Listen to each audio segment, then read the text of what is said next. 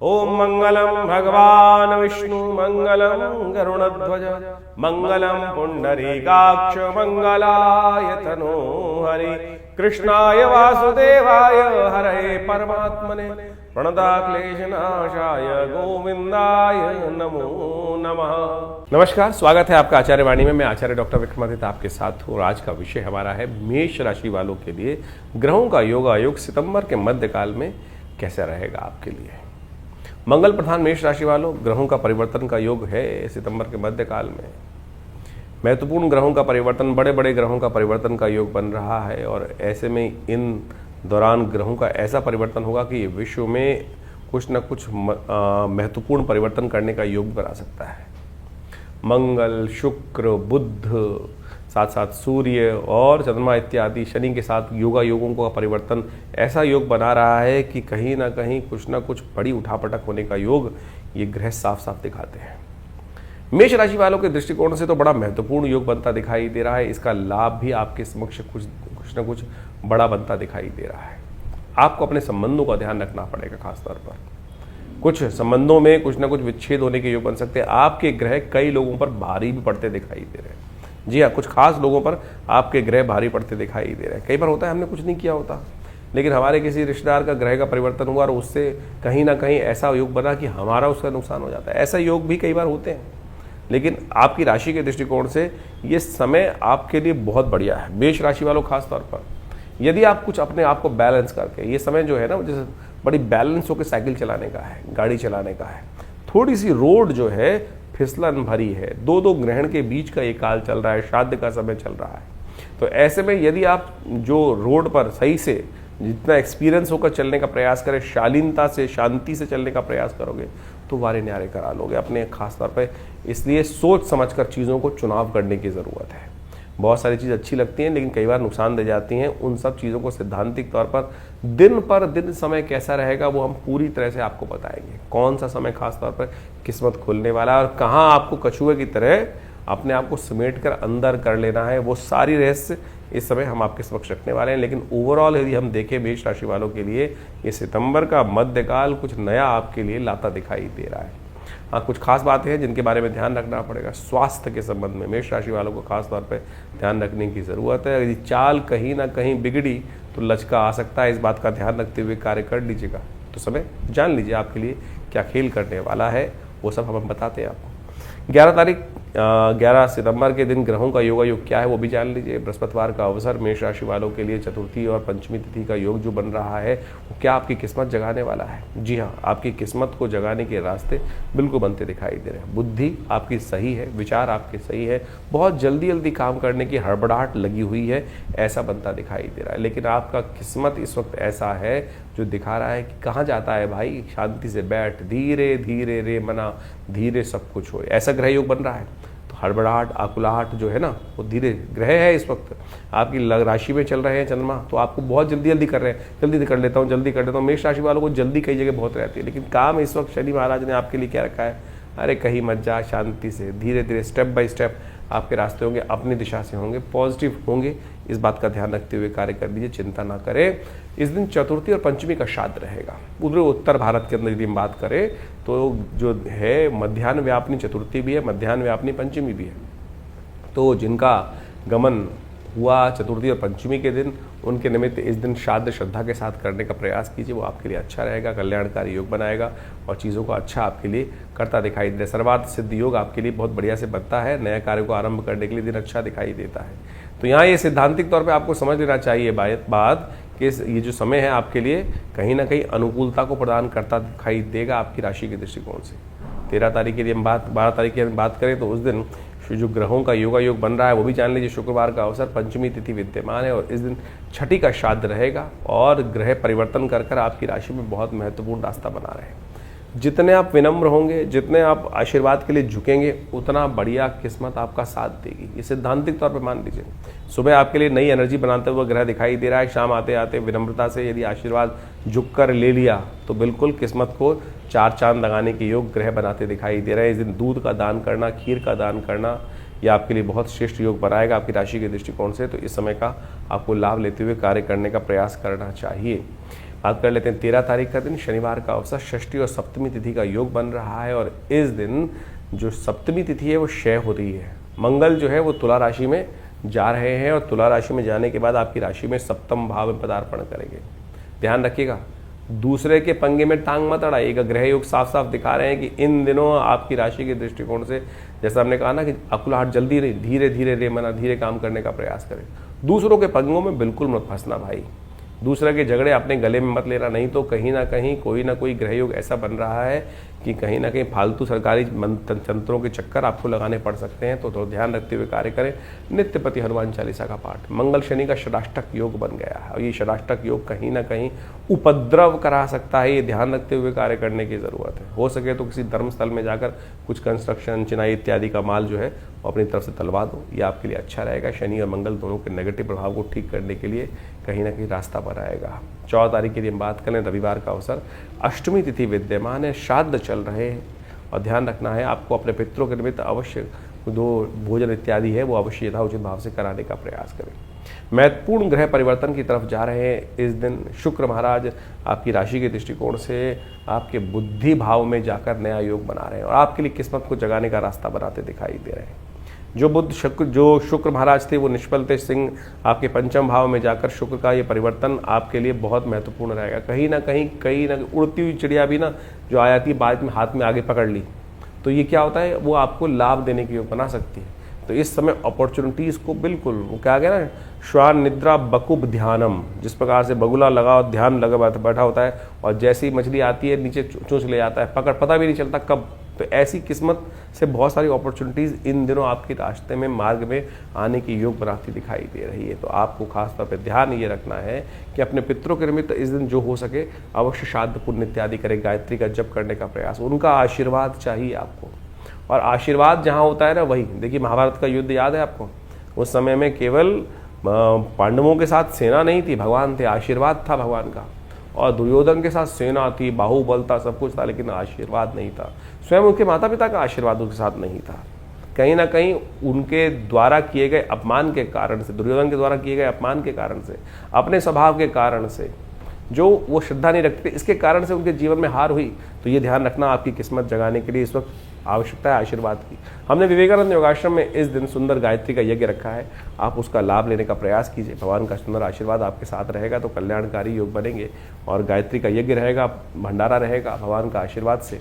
उस समय आप यज्ञ में भाग लें। गायत्री का यज्ञ पितरों के निमित्त शांति को और पितरों के आप शांति को देने वाला सुंदर रहता है। तो मेष राशि वालों, आपकी राशि के दृष्टिकोण से 15 तारीख का दिन क्या क्या कह रहा है वो भी जान लीजिए।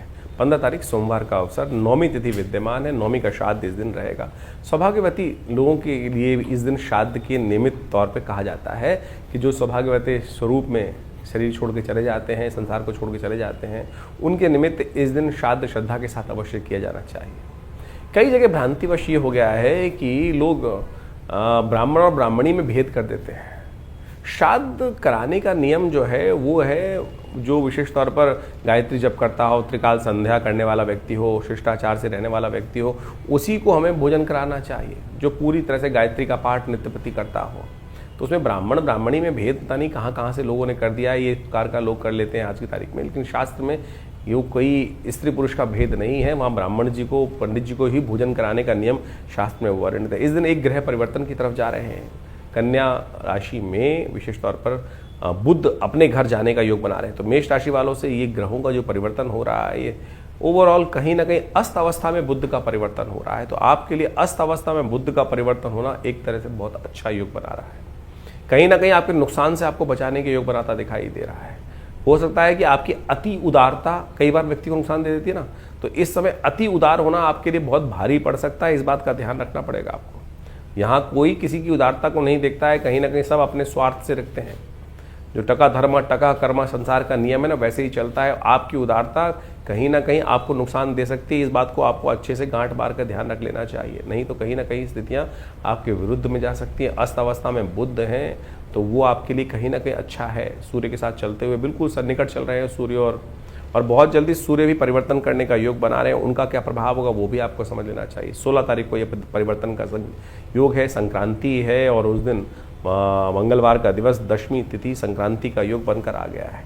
दशमी का उस दिन श्राद्ध भी रहेगा। सूर्य महत्वपूर्ण परिवर्तन की तरफ जा रहे हैं। अपने घर से निकलकर बुध के घर में बुध के साथ योग बना रहे हैं। एक तरह से कहा जाता है कि जिस ग्रह का स्वामी जिस ग्रह के साथ बैठा हो तो कहीं ना कहीं बहुत अच्छा योग बन जाता है। लेकिन ये सूर्य का ये परिवर्तन आपकी राशि के दृष्टिकोण से थोड़ा भारी दिखाई दे रहा है। स्वास्थ्य पर भी भारी पड़ सकता है और ध्यान रखना, आपके शरीर में कहीं ना कहीं समस्याएं उत्पन्न करने की योग बना सकता है।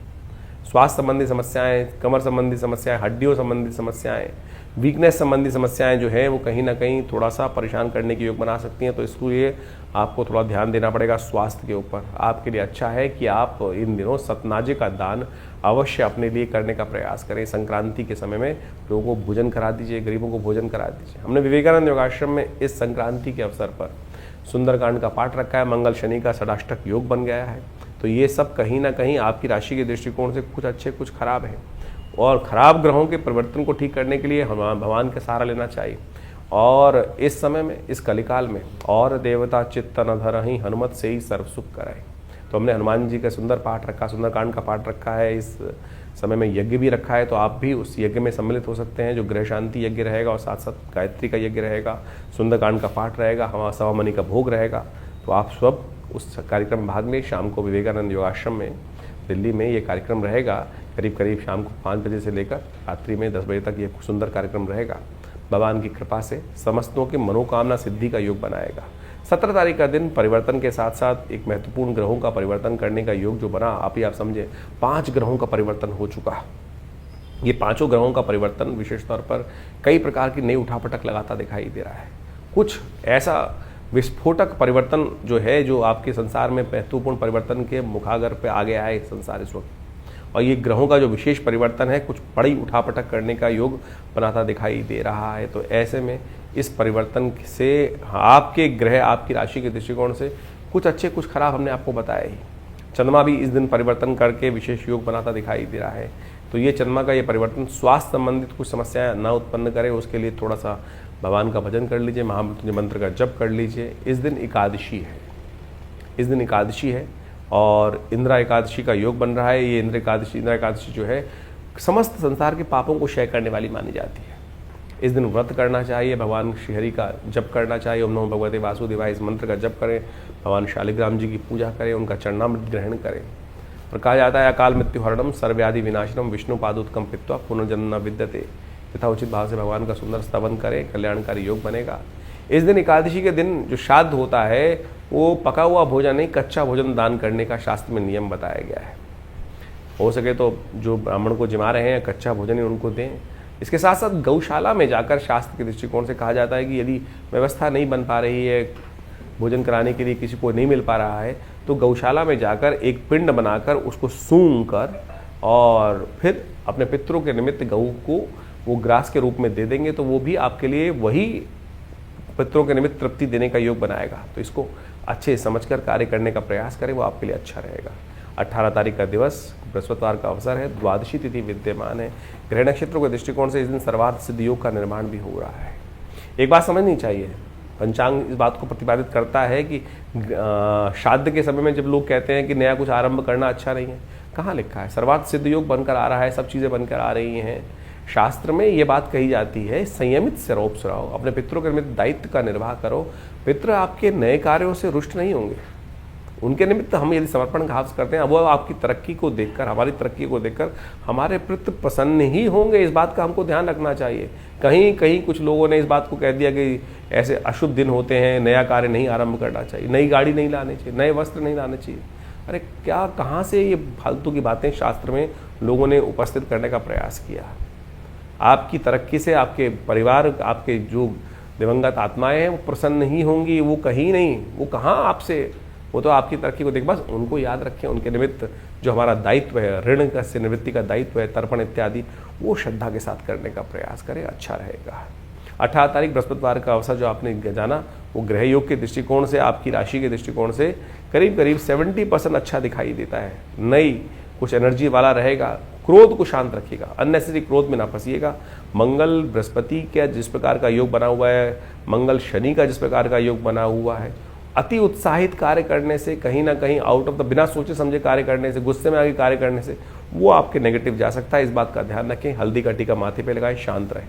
19 तारीख शुक्रवार का अवसर, त्रयोदशी तिथि विद्यमान है और इस दिन यदि ग्रहों के दृष्टिकोण से देखें तो एक महत्वपूर्ण परिवर्तन की तरफ ग्रह जा रहा है, जो आपके लिए एक नया सूचना ला रहा है। शुक्र के साथ चंद्रमा का ये योग विशेष तौर पर जो बना हुआ है केतु के साथ बैठकर, ये विजय का योग बना रहा है आपके लिए। कोई आपके पंगे बीच में लेगा तो वो अपना ही नुकसान कराएगा, ऐसा योग बनाता दिखाई दे रहा है। तो निर्द्वंद भाव से आगे चलने का प्रयास करें, दिन बहुत बढ़िया है। शुक्र प्रदोष योग बना हुआ है। शुक्र प्रदोष वो योग है कि जो संसारिक इच्छाओं को पूर्ण करने का सिद्ध मुहूर्त माना जाता है। इस समय में सुंदर रूप से काम करें, भगवान शंकर का इत्र से अभिषेक, गंधोदक से अभिषेक करने का प्रयास करें शाम के समय प्रदोष काल में। कहा जाता है भगवान शंकर समस्त गणों के साथ इस समय भ्रमण करते हैं, और जो उस समय प्रदोष काल में भगवान का स्तवन कर रहे होते हैं उनकी सांसारिक मनोकामना पूर्ति का योग इस शुक्र प्रदोष के दिन बन जाता है। 20 तारीख शनिवार का अवसर, चतुर्दशी तिथि विद्यमान है और ये चतुर्दशी तिथि भाग्य को जगाने के लिए आई है, बहुत सुंदर योग लेके आई है, आपके ग्रहों को अनुकूल करने की स्थिति उत्पन्न करती दिखाई दे रही है। तो अपनी चाल में मस्त होकर काम करने का प्रयास करें, अच्छा रहेगा। ग्रह योग आपकी राशि के दृष्टिकोण से जहाँ कहीं ना कहीं बहुत सारे बंद दरवाजों को खोलने का रास्ता आपके ग्रह बनाते दिखाई दे रहे हैं आपके लिए। शनि को थोड़ा मनाने का प्रयास करें। शनि इन दिनों आपकी राशि के दृष्टिकोण से 7.5 का योग बना रहे हैं, और इस 7.5 का योग कहीं ना कहीं बैठे बैठाए कुछ मुसीबत भी कई बार खड़ी कर देता है। तो आपके लिए अच्छा रहेगा। शनि स्तोत्र का पाठ करें, शनि के निमित्त उड़द की दान का दान करें, उड़द के साबुत उड़द का दान करना आपके लिए अच्छा रहेगा। हो सके तो विशेष तौर पर हनुमान जी के मंदिर में जाकर उनका भी पूजन कर लीजिए, पान चढ़ाइए, पीपल के पत्तों की माला उन्हें अर्पित कीजिए, कल्याण होगा। श्राद्ध का समय चल रहा है और अभी आपने अपने भविष्य के संबंध में ग्रहों के परिवर्तन के अनुसार से कार्य समझे। देखिए, हमारे जीवन में कई बार ऐसे योग बन जाते हैं कि ग्रह बिल्कुल हमारे लिए बहुत अच्छे चल रहे हैं, सपोर्टिव चल रहे हैं, चाहे वो गोचर में हो, चाहे वो आपकी जन्मपत्री में दशाएं अंतर्दशाएं, लेकिन फिर भी कई बार हमारे मनोमस्तिष्क में कई ऐसे विशेष योग परेशानी के योग बन जाते हैं जिनसे हम निवारण का रास्ता ढूंढ ही नहीं पाते हैं। हो सकता है बिल्कुल कि पितृ ऋण जैसी समस्याएं जो हों वो आपके जीवन में कष्टकारी बनी हो, तो इसीलिए हमें अपने कुछ दायित्वों का निर्वाह अवश्य करना चाहिए। श्राद्ध इत्यादि कर्म उन्हीं दायित्वों का निर्वाह करने के लिए होते हैं। यदि घर में अनचाहे कोई कष्ट चल रहे हैं, सब कुछ होते हुए, समृद्धि होते हुए भी आनंद घर में नहीं है, जीवन निरस्ता की तरफ चलता चला जा रहा है और बार बार सपने इत्यादि में पितरों का आना दिखाई देता है, या उनकी याद बहुत ज़्यादा बनी रहती है, या आपके घर में बहुत सारे काम रुके पड़े हैं, विवाह इत्यादि के काम रुके पड़े हैं, अनेक प्रकार की कुछ ना कुछ जीवन में समस्याएं कैसे ना कैसे रूप में आती रहती हैं, तो हो सकता है उसका कारण पितृ ऋण हो। और उस पितृ ऋण से निवृत्ति के लिए शास्त्र में अनेक उपाय वर्णित किए गए। हमने भी अपना बहुत सारा अनुभव देखा कि जिस समय में एक व्यक्ति आए, उनके सपने में उनके कुछ पूर्वज थे, माता पिता इत्यादि थे, माता जी इत्यादि, उनकी बार बार सपनों में आती थी और ऐसा लगता था कि कुछ परेशान स्थिति में है। वो हमारे आश्रम पे आए और हमने उनका जो भी शास्त्र के दृष्टिकोण से अनुष्ठान हो सकता है वो अवश्य कराने का रास्ता बनाया। गायत्री ऐसे में सबसे श्रेष्ठ कहा जाता है कि गायत्री का 1.25 लाख जो जप यदि यज्ञात्मक तौर पे करा दिया जाए तो पितृ निवृत्ति से, ऋण से निवृत्ति के योग बन जाते हैं। और आप सत्य माने कि वो अनुष्ठान पूर्ण आहुति कराई गई और पूर्ण आहुति कराने के कुछ दिन बाद, जैसे 21 दिन का शायद अनुष्ठान उन दिनों रहा होगा, और उसका अनुष्ठान के कराने के बाद 10 दिन बाद उनका फोन आया कि हमारे घर में जो शादी रुकी पड़ी थी, बिटिया की शादी नहीं हो रही थी, उसका भी योग बन गया।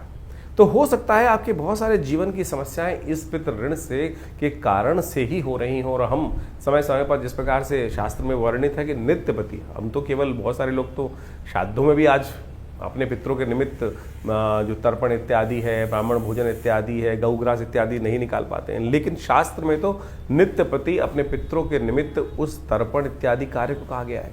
अभी हमारे इन बहुत सारे प्रश्न भी समय समय पर हमारे चैनल पर आते रहते हैं लोगों के। तो एक प्रश्न आया कुछ दिन पहले जो हमने उसका कारण भी बताया, उसका निवारण भी लिख के भेजा उनको, कि एक कहा गया कि भाई हम तो गया में जाके श्राद्ध कराए हैं, क्या अब हमको आवश्यकता नहीं है दोबारा, हम तो गया में ऐसा बताया गया कि अब वापस आके दोबारा अपने श्राद्ध कराने की ज़रूरत ही नहीं है। देखिए, श्राद्ध कराने की ज़रूरत हमेशा होती है, श्राद्ध तो नित्यपति है। गया जी का महात्म्य इस प्रकार से बताया गया कि पिंड वहाँ करने के बाद आपके पिंड से निवृत्ति होती, पिंड छुड़ाने मत जाइए। श्रद्धा के साथ यदि गया जी जा रहे हैं तो वहाँ अवश्य विष्णुपद इत्यादि में जाकर अपने पितरों के निमित्त जो श्राद्ध कर्म कर सकते हैं वो बिल्कुल अवश्य करना चाहिए, लेकिन नित्यपति का जो दायित्व है वो तो निर्वाह करेंगे। और बहुत सारे लोग बोल देते हैं कि पितरों की वो विशेष तौर पर क्या है कि उनका पुनर्जन्म हो गया होगा। शास्त्र में वर्णित है कि 3 पीढ़ी तक 3 पीढ़ी तक हर व्यक्ति को अपने पिता, मतलब ज्येष्ठ पिता और उनके बड़पिता, वहाँ इन सब का श्राद्ध इत्यादि, माता इत्यादि का श्राद्ध इसी प्रकार से 3-3 पीढ़ी तक अवश्य करना चाहिए। चाहे बड़े हैं, चाहे छोटे हैं, चाहे वो किसी भी, बहुत सारे लोग कहते हैं हमारे बड़े भाई कर लेंगे या भाई कर लेंगे, स्त्रियां नहीं करती हैं अपने माता पिता का जो जाने के बाद। अरे आपको अवश्य करना चाहिए, कोई भी कर सकता है। शास्त्र प्रमाण करते हैं इस बात को कि स्त्री भेद का कोई इसमें वो नहीं है, स्त्री पुरुष का कोई भेद नहीं है। और इस बात को हमको अच्छे से यथाउचित भाव से करने का प्रयास करना चाहिए। ब्राह्मण भोजन करा दीजिए, सबसे श्रेष्ठ शास्त्र में वर्णित है। गऊ को ग्रास निकाल दीजिए, ब्राह्मण नहीं मिल रहे हैं तो गऊ को, गरीबों को भोजन करा दीजिए। चींटी इत्यादि, श्वान इत्यादि, इन सब की जो बलि व्यवस्था दी गई है वो अवश्य कराने का प्रयास। बलविश्वदेव महायज्ञ के अनुसार से शास्त्र के दृष्टिकोण से बहुत सारी चीज़ें बताई गई हैं कि हमें 5 जो है उनको, ब्राह्मण को, गऊ को, श्वान को, काक को, चींटियों को, इन सबको अवश्य यथाउचित भाव से अपने पितरों के निमित्त भोजन का अवश्य व्यवस्था करने का प्रयास करना चाहिए। और इससे आप सत्य माने कि पितरों के प्रति जो ऋण है वो निवृत्ति होती ही है, और उसमें कोई बहुत ज़्यादा खर्चा करने की ज़रूरत नहीं। अपनी श्रद्धा के अनुसार से आप जैसी सामर्थ्य। और एक बात और ध्यान रखें कि यदि आप पितृ के निमित्त श्राद्ध इत्यादि कार्य कर रहे हैं, बाई चांस किसी के पास कुछ धन अभाव है, वो बाहर से उधार पकड़कर इस प्रकार की व्यवस्था बनाने का प्रयास करता है कि भाई उधार पैसे से नहीं, उधार लिया हुए पैसे से यदि पितृ कर्म इत्यादि श्राद्ध इत्यादि कर रहे हैं तो वो पितरों को नहीं लगेगा, उससे तो और ज़्यादा उनको कष्ट होगा। तो जितनी अपनी सामर्थ्य, जितनी अपनी इच्छा है, जितनी हमारी व्यवस्थाएं हैं, उसके अनुसार से हमें ये कार्य अवश्य करने का प्रयास करना चाहिए। हमने आपको बताया कि नित्यपति कौन सी तिथि में कौन सा श्राद्ध बन रहा है, उसके निमित्त अवश्य कार्य करने का प्रयास करें। देखिएगा उससे मन में कहीं ना कहीं संतुष्टि उत्पन्न होने का योग बनेगा। मन में कहीं ना कहीं जो भार है, जो जीवन में या परिवार में किसी भी कारण से बहुत सारे कष्ट चलते रहते हैं, ग्रहों के कारण से और बहुत सारे और कारण से, उन सब से कहीं ना कहीं, और सबसे श्रेष्ठ कार्य ये कार्य अवश्य करें। यज्ञ इत्यादि करें, गायत्री का जप मानसिक तौर पर कर लें, और हो सके तो गायत्री का यज्ञ भी कर लें। तर्पण नित्यपति विधि जो शास्त्र में वर्णित है उसके अनुसार से किसी योग्य ब्राह्मण के द्वारा, पंडित जी के द्वारा अवश्य कराने का प्रयास करें। उससे क्या होगा कि पितरों को शांति प्राप्त होगी। पुत्र शांत रहेंगे तो क्या होगा, उनकी प्रसन्नता रहेगी और उनका आशीर्वाद। देखिए पितृ तो आपसे हमेशा प्रसन्न है, पितृ रुष्ट कभी नहीं होती। कहने की बात है कि पितृ रुष्ट हो गए, ये ऋण है जो वो ना चाहकर भी आप पर चढ़ जाता है। पितृ नहीं चाहते। आप ये सोचें कि हमारे माता पिता तो सदा हमारा कल्याण ही सोचते हैं।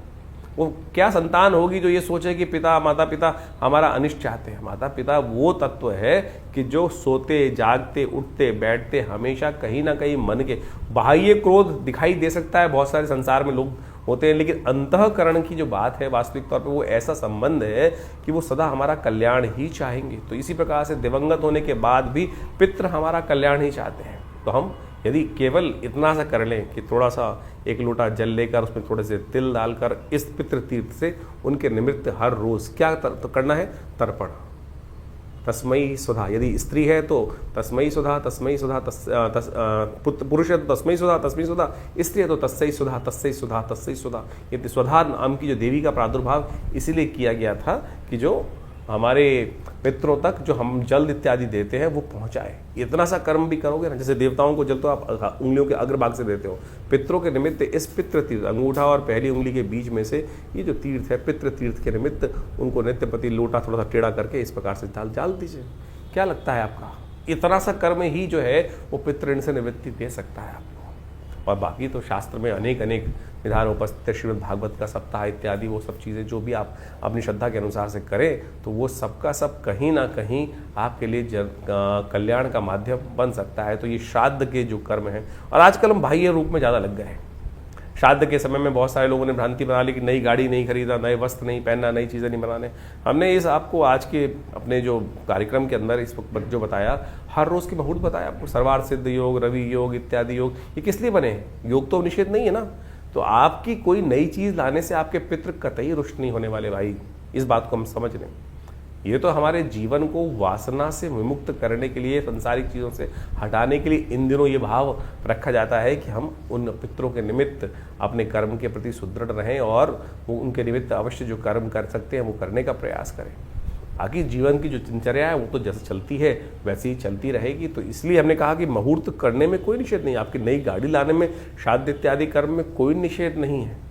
ये तो कुछ लोगों ने जनमानस में अपने अपने मतानुसार, अपने अपने भावानुसार आपके समक्ष भाव उत्पन्न करने का प्रयास कर दिया। तो लेकिन आप अपने कर्म के प्रति आपने सुदृढ़ रहें, विशेष तौर पर उन सब कर्मों को करते रहे तो पितृ का आशीर्वाद भी आपके साथ रहेगा। और इन दिनों इस बात को अच्छे से समझना चाहिए।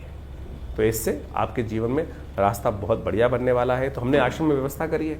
बहुत सारे लोग हैं जो आज विदेश में रहते हैं, उनके लिए बहुत सारी व्यवस्थाएं नहीं हो पाती हैं, लोग दिक्कत करते हैं, समझ नहीं पाते हैं किस प्रकार से करें। तो यहाँ हमने गायत्री यज्ञ, तर्पण इत्यादि और समस्त ब्राह्मण भोजन इत्यादि की सुंदर व्यवस्था करी है। जो लोग नहीं कर पाते हैं अपने घर में, वो यहाँ पर आश्रम से उन सुविधाओं का लाभ लेकर अपने पितरों की पितृ से निवृत्ति के लिए, पितरों की आत्म शांति के लिए जो नित्यपति यज्ञ चलता है पूरे श्रावण, पूरे श्राद्ध के महीने में जो समय में, तो आप उसका लाभ लें। और जाकि विशेष कोई जानकारी है तो व्हाट्सअप कमेंट बॉक्स में जाकर आप हमारे को प्रश्न भी भेज सकते हैं, हम उनका निवारण देंगे, चैनल पर भी लिख सकते हैं। और जो आपके प्रश्न होंगे उनका प्रयास करेंगे अगले कार्यक्रम में उन सब का निदान भी देकर आप लाभ लगाएं। और लगातार आश्रम पे रविवार को जो यज्ञ रहेगा, सामूहिक गायत्री यज्ञ रहेगा पितरों के निमित्त, उसमें भी आप जुड़कर अपने प्रश्नों का हल जान सकते हैं और अपने पितरों के निमित्त इस गायत्री यज्ञ में भाग लेकर उनके लिए आत्म शांति का रास्ता ढूंढ सकते हैं।